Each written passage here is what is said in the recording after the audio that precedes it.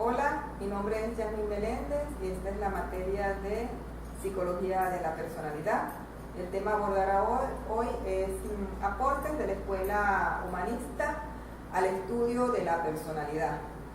El objetivo general es realizar una presentación grupal de la Escuela Humanista partiendo de los autores más relevantes, destacando sus respectivos enfoques de la personalidad. Vamos a iniciar con Abraham Maslow. Nacido y criado en Brooklyn, Abraham Maslow fue el mayor de 7 hermanos, cuyos padres eran inmigrantes judíos. Estudió psicología en la Universidad de Wisconsin. Desarrolló la teoría de las jerarquías de las necesidades.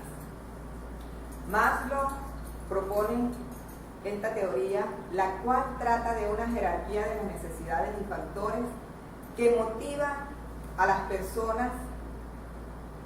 Esta jerarquía identifica 5 categorías de las necesidades y consideran un orden jerárquico ascendente de acuerdo a su importancia para la supervivencia y la capacidad de motivación. Es así como a medida que el hombre va satisfaciendo sus necesidades, surgen otras que cambian o modifican el comportamiento del mismo, considerando que solo cuando una necesidad está razonablemente satisfecha, se dispara una nueva necesidad. Dentro de las categorías de las necesidades podemos mencionarlas en su pirámide y se inicia desde la más grande hasta la menor. Puedo iniciar con las necesidades fisiológicas, necesidades de seguridad, necesidades de amor y pertenencia, necesidades de estima y necesidades de autorrealización. Siendo las necesidades fisiológicas las de más bajo nivel, Maslow también distingue estas necesidades en deficitarias y de desarrollo del ser.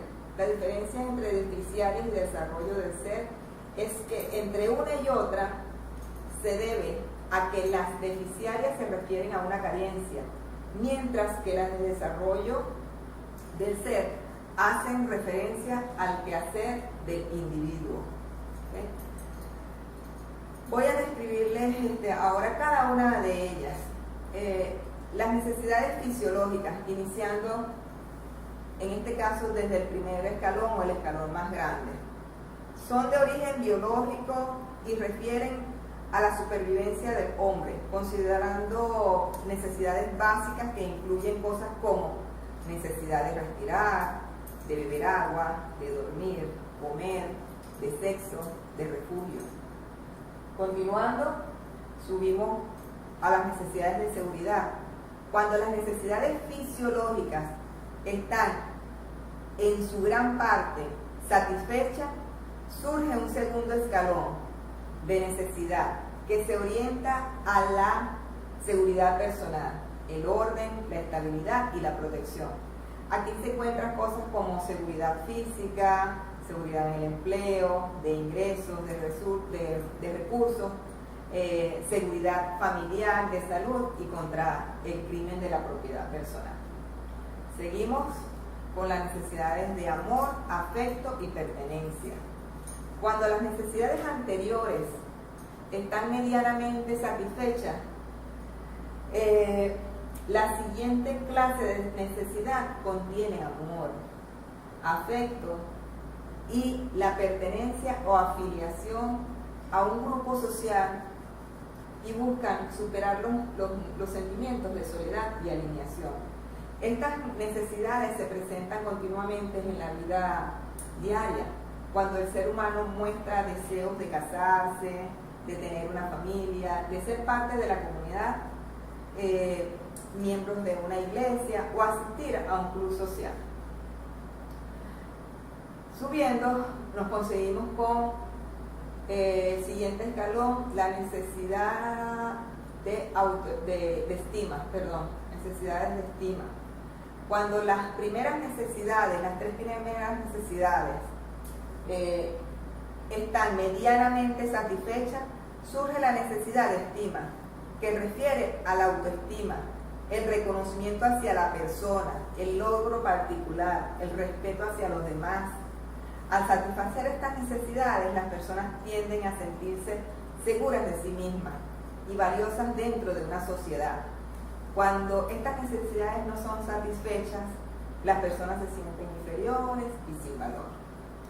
Maslow propuso dos necesidades de estima, una inferior que incluye el respeto de los demás y la necesidad de estatus, la fama, el reconocimiento, la atención, la reputación y la dignidad, y otra superior que determina la necesidad de respeto de sí mismo, incluyendo sentimientos como confianza, competencia, logro, maestría, independencia y libertad.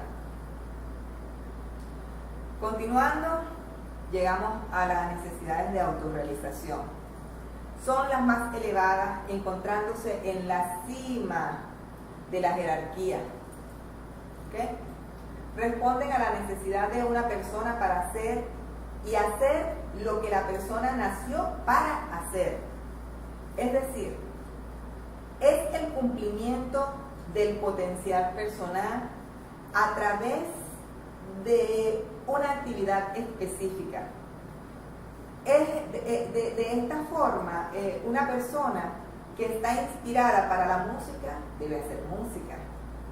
Un artista debe pintar, un poeta debe escribir, y así. A continuación, voy a presentar, voy a describirle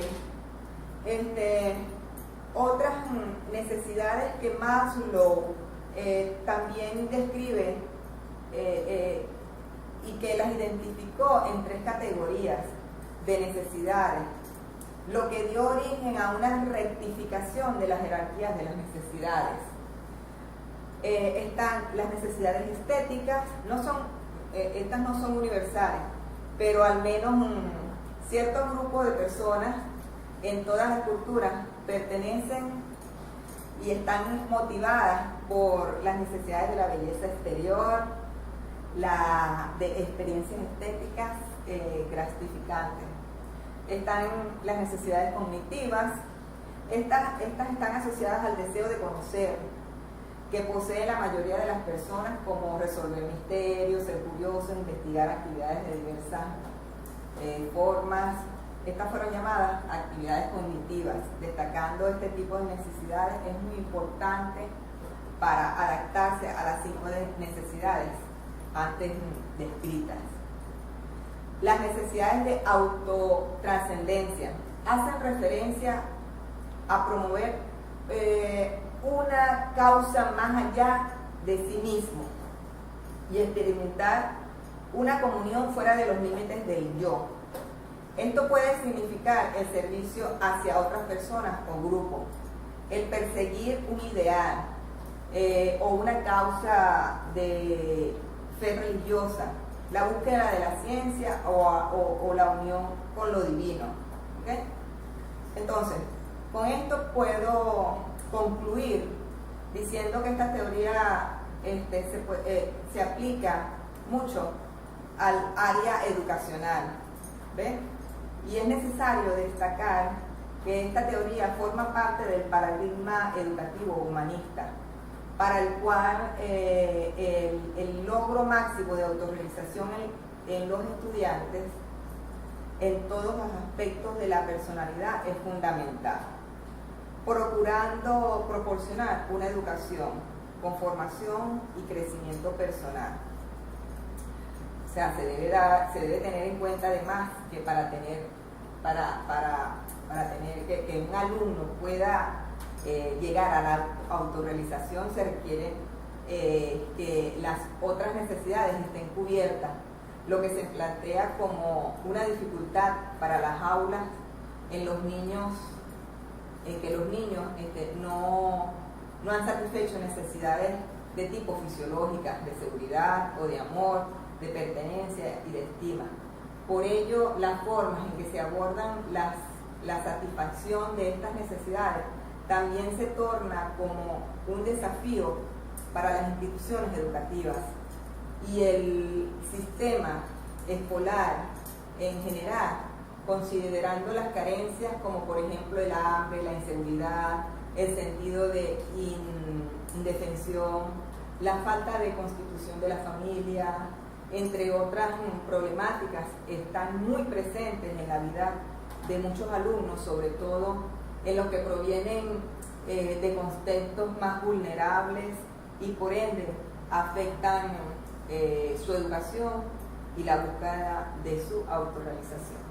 Con esto finalizó mi exposición. Muchas gracias.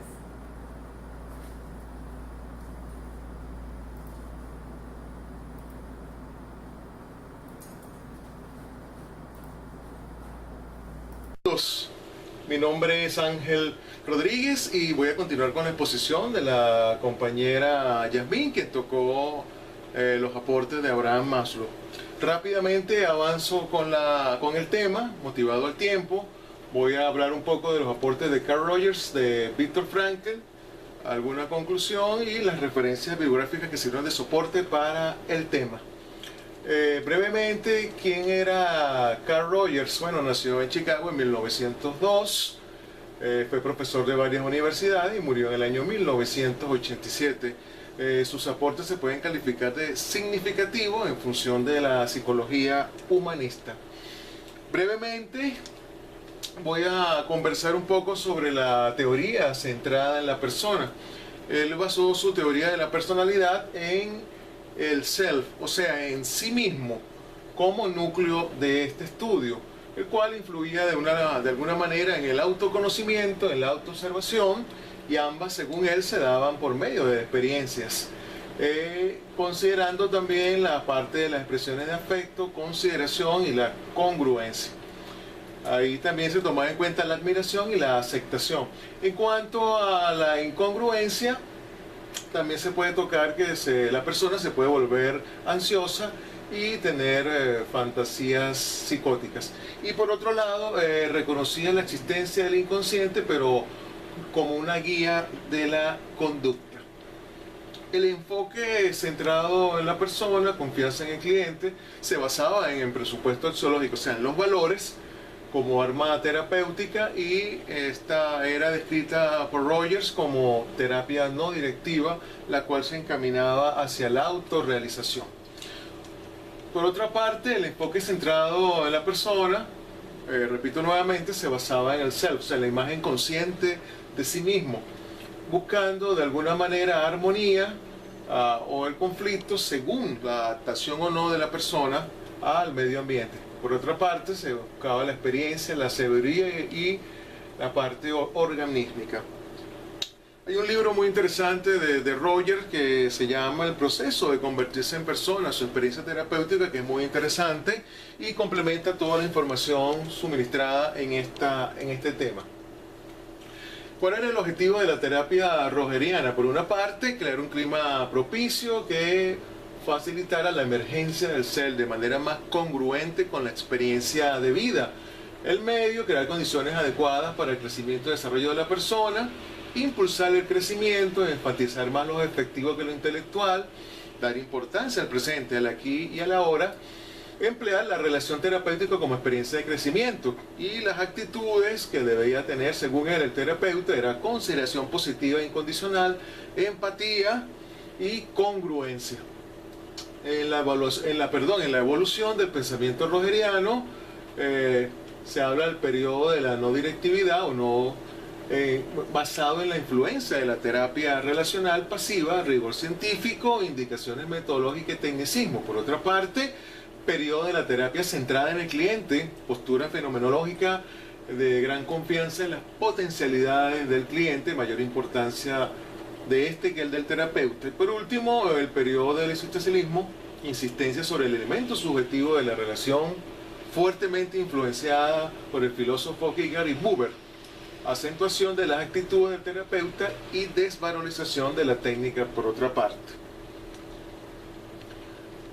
También quería hablar sobre los aportes de Viktor Frankl, médico psiquiatra nacido en Viena en el año 1905 y falleció en 1997. Los aportes de él se basan en la logoterapia. ¿Qué significa eso? Es una escuela psicológica creada por Viktor Frankl, catedrático de neurología y psiquiatría en la Universidad de Viena. Ha escrito una gran cantidad de obras, de libros, y la más conocida es la titulada El hombre en busca de sentido. En El hombre en busca de sentido, él habla de la experiencia que él vivió en los campos de concentración de Auschwitz durante la Segunda Guerra Mundial. Él allí pues perdió su familia y en el año 45, después de 3 años de estar en dichos campos, sale, emerge y escribe una gran cantidad de libros basado en la persona y buscando el sentido de esta durante su vida. En esta psicología del sentido de la vida, según Viktor Frankl, la logoterapia es una terapia centrada en el sentido de la vida. Este es pues visto como la motivación fundamental de nuestra vida y de la praxis terapéutica que de alguna manera mueve al ser humano hacia sus objetivos, hacia su ser, hacia su existencia. Por otra parte, el sentido es el para qué, el motivo que nos lleva a lograr algo o hacer de determinada manera. El sentido nos orienta y nos ubica, nos da dirección y propósito. Por eso es que él en sus preguntas buscaba pues el sentido de la vida. Entonces de ahí en ese cuestionamiento surgían historias de los pacientes, el por qué se quería seguir viviendo, sus motivaciones. Como conclusión, la tercera fuerza denominada psicología humanista sin duda alguna ha brindado valiosos aportes a la teoría de la personalidad. Entre los autores más destacados cabe citar a Abraham Maslow, Carl Rogers y Viktor Frankl, quienes con sus aportes han realzado la condición del ser humano, proporcionándoles a los terapeutas diversas estrategias a fin de mitigar las disfunciones de la personalidad. En cuanto a los referentes bibliográficos en el cual nos basamos, Cloninger, Susan, Teorías de la Personalidad,